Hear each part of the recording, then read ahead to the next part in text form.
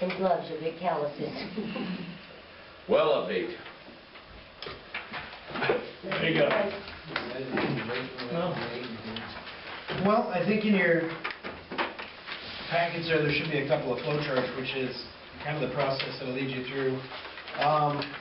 What the DNR requires for a process to get to the point where you can get a construction permit.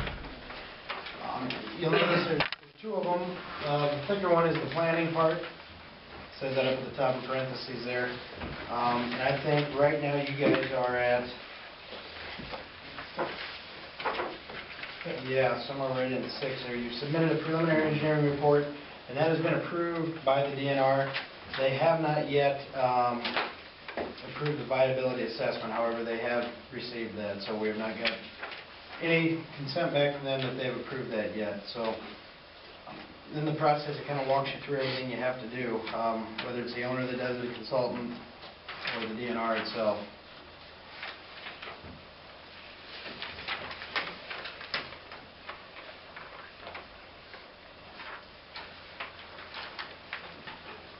So I know there's a question out there that you're down a well, and that was part of the iJobs application that we turned in.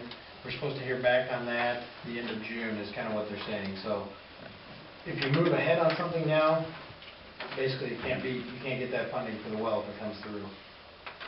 So I know you're kind of sitting in a tough spot wanting to decide what to do, but I guess from our side we'd hate to see you throw potential free money down the drain. So How long would it be before we do it? June 30th. June 30th is what they said, and typically, they're pretty close, but we could move ahead and design the well and have it ready to go, but if you move ahead and bid it and build it, then you're out of luck on that.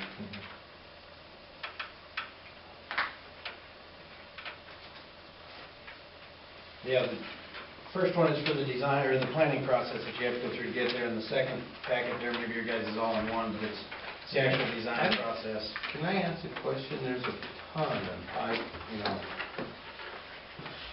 icons or whatever that I don't know any of them. Like PER, you said planning something. Preliminary engineering report, PER. IUP is the intended use. And then the viability assessment's not on there, but yeah, like if you look at 7, DNR assigns a PM, basically a project manager on their side. It's not exactly, it's the process. It's not real easy to understand if you don't go through it every day. What's IUP? Intended use plan? We've already submitted that. Yeah, what you guys are submitted on that. So. And how many steps do we go through before we miss the iJobs all the way to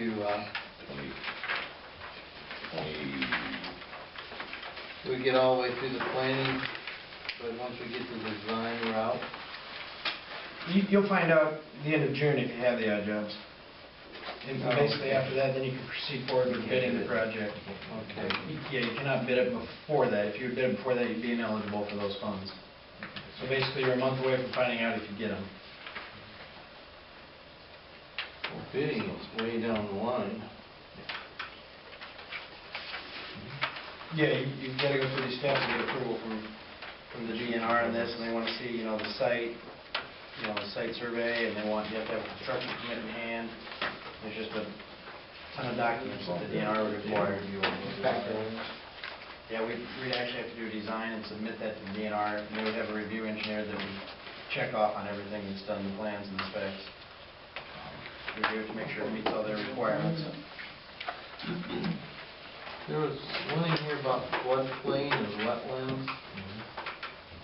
Does our current well have any issues with floodplains and wetlands? I don't think it did when we looked at it, but as far as location for a different well, I don't think down where the well house is would be the best spot for one. Probably up around the pool, kind of through just our quick survey of it, but somewhere in there. Yeah. What's that? That's on 18.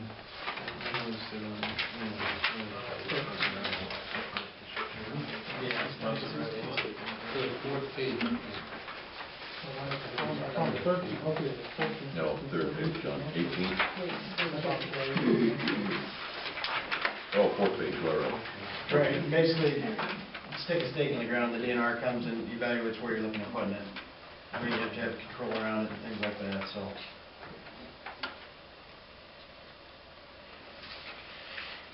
So these first steps, to me, it's a lot of paper, but it should be go pretty rapidly, shouldn't it? Some of it can, and some of it depends on the DNR's, schedule and how full they are with stuff. I mean, we've got to wait for their approval on certain steps, but absolutely something, I mean, if you get into a water treatment plant, things like that, it's probably a little bit slower.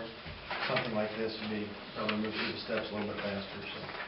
Well, yeah, and there are some things to consider too with a new well. Do you want to do a test well first to be sure that not only the quantity of water is there, but the quality of water is there behind. Water quality can change within a few hundred feet of any given location. Aquifers are not the same, especially in western Iowa. So that's something to consider. If you drill a full-blown well and it doesn't have the right water quality, it could mean treatment changes and/or the well is unusable. That is always a risk you take. Within 300 feet? Oh, absolutely. You can drill a well within 100 feet of each other, completely different water quality. Completely different. Same. Same aquifer. Absolutely. You can go through a vein of iron, for example. This well could be over 10 parts per million of iron, because I've actually operated the system this way. The well over here had less than 1 part. The city had an iron and manganese removal plant, so they were okay. But they had one well, they were within 150 feet of each other, completely different in the water quality.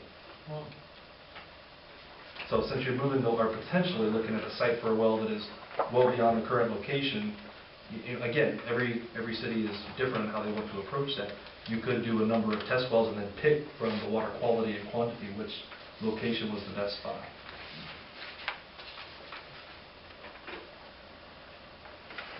And that's things we'll come to as we move through the process on it, but this is, I mean, definitely just kind of shows you the steps you have to hit.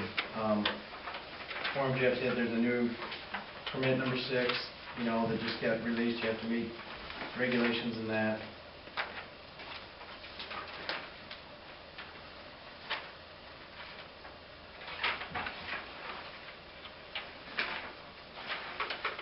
got any estimate what a test well would cost? Depends on depth and size. You want to go the entire depth of the well? Absolutely. You drill, it basically be a mini production well. That'd be 43 feet.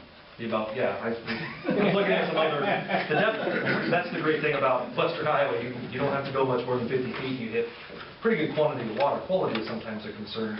But in eastern Iowa, my wells were all 1,000 feet deep. So, but I also had a lot of iron and manganese in the wells that I used to operate. So wells are always different.